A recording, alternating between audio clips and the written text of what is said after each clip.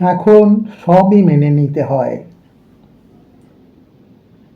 সিরাজুলের বাড়ি ঘরদোর ছিল না কোনোদিনই। কেরায়াতে নেওয়া রেজাউল চাচার দোকামরার ছোট ঘর, তাতেই থাকে বুড়িমা, বিবি রেশমি আর ছোট্ট মেয়ে রুমকি। রাজা বাদশা নাই হোক, সিরাজুল কাজটা করে রাজমিস্ত্রির।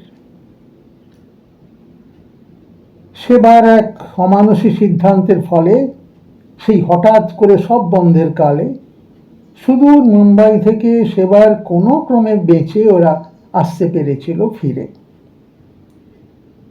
ভুলতে পারেনি ওরা সবাই সে কষ্ট বহুদিন।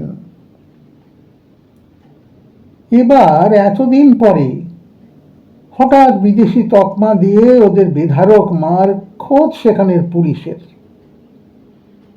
পাঠিয়ে দিতে যায় আর কি, এই দেশেরই বাইরে। শেষে অনেক ঝক্কি সয়ে বড় ভাগ্যে ফিরতে পেরেছে গ্রামে। তবে এখনই ঘরে নয়, গায়ে খুব জ্বর ব্যথা,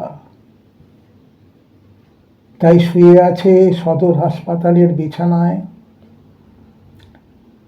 ভরসা এই সেরে উঠবে তাড়াতাড়ি, দেখতে পাবে আবার মা, বিবি আর আদরের ছোট্ট মেয়েটার মুখ।